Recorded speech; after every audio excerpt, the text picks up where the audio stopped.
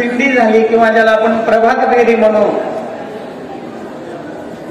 आणि त्या प्रभात फेरीच्या उद्घाटनासाठी आवर्जून उपस्थित असलेले लातूर विभागीय मंडळाचे अध्यक्ष सन्माननीय सुधाकर तेलंग सर, आताच या कार्यक्रमासाठी व्यासपीठावर उपस्थित असलेल्या ज्यांना जिल्ह्याच्या गुणवत्तेचं नेतृत्व करतात त्या सन्माननीय भागीरथी गिरी मॅडम, त्याचबरोबर तिन्ही जिल्ह्यातील शिक्षणाधिकारी, प्राथमिक, माध्यमिक इथं उपस्थित असलेले योजना शिक्षणाधिकारी सन्माननीय बनसोडे सर, माध्यमिक शिक्षणाधिकारी सन्माननीय मापारी सर आणि जिल्ह्यातील सर्व गट शिक्षणाधिकारी, त्याचबरोबर सर्व संघटना, सर्व संस्थाचालक यांचे प्रतिनिधी आणि तिन्ही जिल्ह्यातून या मेळाव्यासाठी सहभाग घेतलेले सर्व विद्यार्थी, शिक्षक आणि ज्यांनी आपल्याला आजचा हा सुंदर व्यवस्था उपलब्ध करून दिली, या किडजी इन्फो पार्क या शाळेच्या मुख्याध्यापिका श्रीमती शहा मॅडम, त्यांचा सर्व स्टाफ आणि या मेळाव्यासाठी उपस्थित असलेले सर्व इतर त्या सपोर्टिव्ह स्टाफ ज्यांनी या मेळाव्यासाठी मदत केली ते सर्व आमचे सहकार्य करणारे दाते आणि पत्रकार आपण सर्व. तर या मेळाव्यासाठी हा विभागाचा मेळावा आहे आणि याचं सुंदर आयोजन आपण सगळ्यांनीच पाहिलंय की आम्ही राज्यात पुण्याचाही मेळावा पाहिला राज्याचा, की मला वाटतं राज्यापेक्षाही सुंदर असं मेळाव्याचं आयोजन त्या आदरणीय तृप्ती मॅडम यांनी केलेलं आहे. आणि आवर्जून मापारी साहेब म्हणले की तुम्ही योग्य व्यक्तीची निवड केली. मी म्हटलं मी निवड केली नाही, व्यक्तीच योग्य आहे, त्याच्यामुळे काम आपोआप त्यांच्याकडे जातं.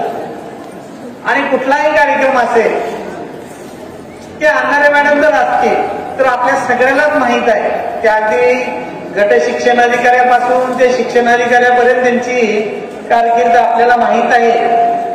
कुठलंही काम जीव ओतून करणं, कल्पकतेनं करणं आणि एकदा त्या कामामध्ये आपल्या खांद्यावर एकदा घेतलं की ते कुठं कधीही कमी न पडणं असा त्यांचा स्वभाव आहे. त्याच्यामुळे या जरी नाव विभागीय मेळावा असेल तर या विभागीय मेळाव्याचं सर्वश्री 100% श्रेय आणणारे मॅडम यांचं आहे की मला वाटतं त्यांचं पुन्हा एकदा खूप खूप अभिनंदन. खरं तर आता मॅडमने आपल्याला सांगितलं की आता मॅडमने सांगितलं की 14% आपण 80% गेलो. खरं तर मला वारंवार हा प्रश्न पडतो, मी वारंवार बैठकीतही वाचतो की जवळजवळ मी शिक्षण विभागात 1992 पासून आहे. म्हणजे 1992 पासून मी एकच कार्यक्रम तेवढा हयात चालू असलेला मला दिसतो, तो म्हणजे हा साक्षरता कार्यक्रम. त्याचं नाव वेगळं असेल, कधी प्रौढ साक्षर असेल, कधी निरंतर असेल, कधी साक्षर भारत असेल, कधी आता नवभारत असेल, परंतु कार्यक्रम मात्र तोच आहे, नाव फक्त वेगळं आहे. आता खरं तर मला वाटतं ह्याच्यासाठी आपल्याला सन्मानाची गोष्ट आहे का आपल्याला विचार करायची गोष्ट आहे, याच्याबाबत मात्र आपण विचार करायची. आता बऱ्यापैकी मागील वर्षामध्ये आमच्या शिक्षक बांधवांनी थोडा बहिष्कार, विरोध, नकार या माध्यमातून आपण बऱ्याचदा गेलेलो आहे.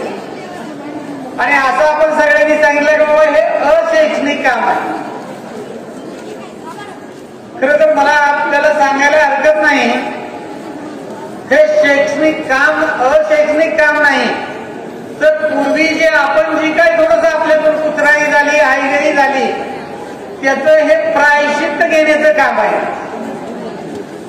कारण आपण जी शाळेत आपण काही कार्यबाहुल्यामुळे असेल, आपण काही अडचणीमुळे असेल, काही लोकांना शिक्षणाच्या प्रवाहात आणू शकलो नाही किंवा जे येऊनही निरक्षर आहेत, आणि मला वाटतं की त्याची जबाबदारी हे तुम्ही मी स्वीकारणं गरजेचं आहे म्हणजे, आणि कधीतरी हा कार्यक्रम बंद करणं गरजेचं, कारण हा काय फार सन्मानाचा कार्यक्रम नाही की जसं आपल्याला गव्हर्नमेंटचं असतं दारिद्र्य काय ते गरिबी हटाव, तसं त्याला कधी हटायची ते हटत गरिबी, परंतु आपलं मात्र हे काम हटलं पाहिजे याच्यासाठी आपण सगळ्यांनी झटलं पाहिजे,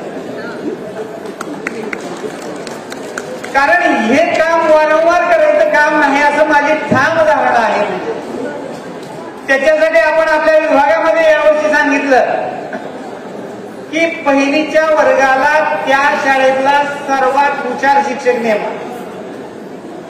आपल्याकडे जो पहिलीचा वर्ग आहे त्याच्यामध्ये तुमच्या शाळेमध्ये सर्वात हुशार कोण आहे त्या शिक्षकाची नियुक्ती पहिलीला करा.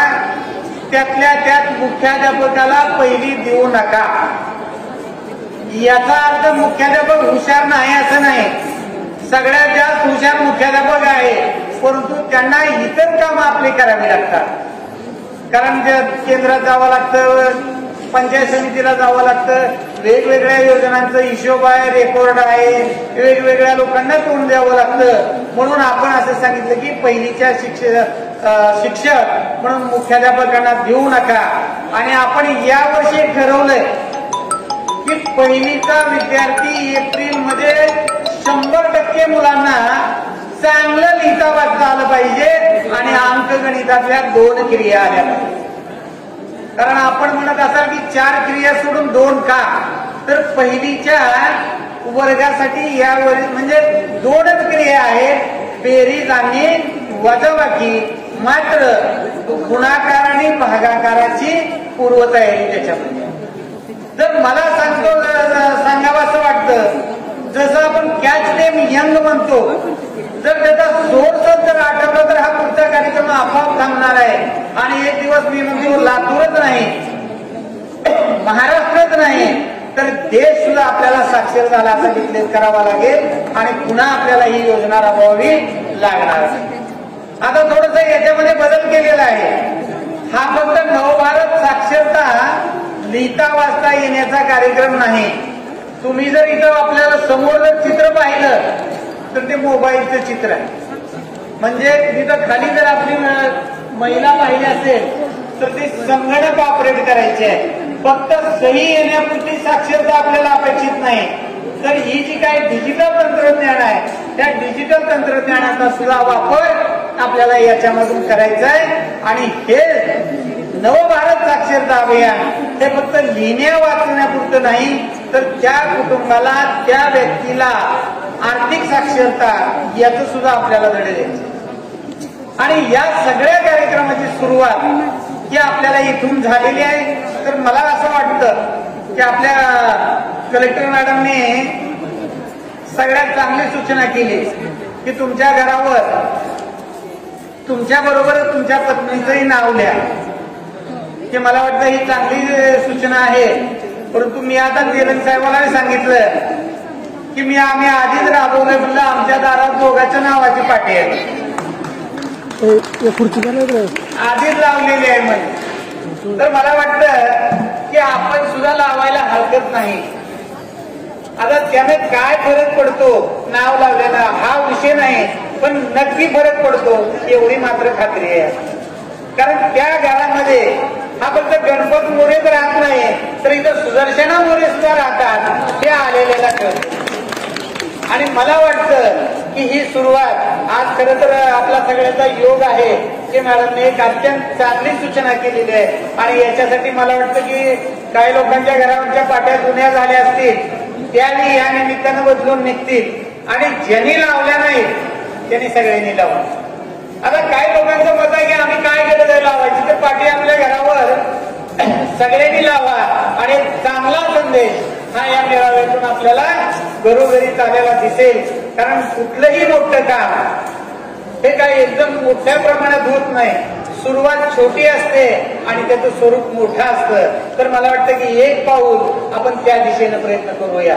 तर आज जे काही उल्हास मेळाव्यासाठी आपण सहभागी झालेले, म्हणून आपण जर पाहिलं तर हा जे मेळाव्याचे स्टॉल आहे हे स्टॉल फक्त लिहिता वाचण्यासाठी नाही, तर हे आमचे शिक्षक बांधव आहेत की शाळेमध्ये जे विविध उपक्रम राबवत आहेत, वेगवेगळ्या पद्धतीनं मुलांना शिकवत आहेत, वेगवेगळ्या पद्धतीनं अध्यापनाचं काम करत आहे, हे सगळ्यांच्या दृष्टीस यावं, त्या पद्धतीनं काम करावं, हे याच्यासाठी आपल्याला इथं स्टॉल लावलेला आहे.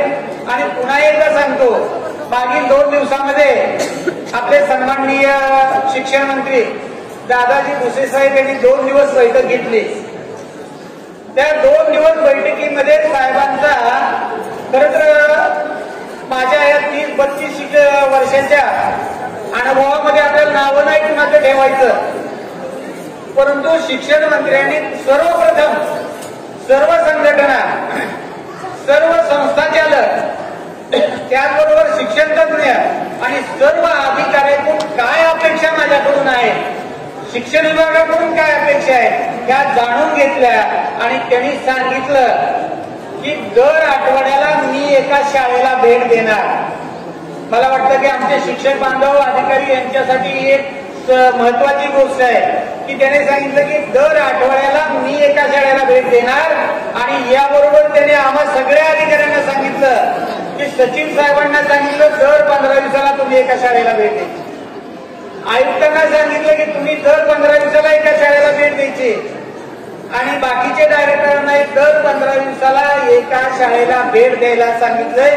आणि आम्हाला तर असं काही त्याच्यामध्ये विषयच नाही, कंपल्सरी आमचे अधिकारी शाळेला भेट. एक अत्यंत चांगला आणि सकारात्मक विचार असणारे शिक्षण मंत्री आपल्याला लाभलेले आहेत आणि याचे परिणाम आपल्याला येणाऱ्या कालावधीमध्ये दिसून येते. कारण त्यांनी सुरुवातीला सांगितलं की मला शाळेत लिहिता वाचता न येणारा मुलगा दिसला, बाकीचे शिष्यवृत्ती कुणी येईल न येईल, स्कॉलरशिप मिळेल न मिळेल, कुणी डॉक्टर होईल कुणी इंजिनियर होईल, हा विषय गौण आहे. पण तो माझ्या शाळेतून बाहेर पडणारा विद्यार्थी हा निरीक्षण मधून बाहेर पडला ना पाहिजे, एवढं मी येणाऱ्या कालावधीमध्ये काम करणार आहे. एक अत्यंत चांगली गोष्ट आपल्या समोर आहे. तर मला वाटतं पुन्हा एकदा आमच्या शिक्षक बांधवांनी की मंत्री महोदयांनी सुरुवातच केलेल्या शाळेला भेट देऊ. तर मला वाटतं आपण सुद्धा जेवढा जास्तीत जास्त वेळ मिळेल तेवढ्या शाळांना भेटी द्या. आणि त्याचप्रमाणे सर्व आमच्या शिक्षक बांधवांना सूचना आहे, आवाहन आहे, विनंती आहे की आपल्या वर्गामध्ये हे जास्तीत जास्त चांगलं अध्यापन करा की जेणेकरून एकही विद्यार्थी आपला निरक्षर राहणार नाही. पुन्हा एकदा या उल्हास मेळाव्याचं अत्यंत चांगलं नियोजन केलं त्याबद्दल अंधारे मॅडमचं अभिनंदन. आणि आपण सगळेजण या उल्हास मेळाव्यासाठी उपस्थित झाला त्याबद्दल आपलं पुन्हा सर्वांचं स्वागत. थँक्यू.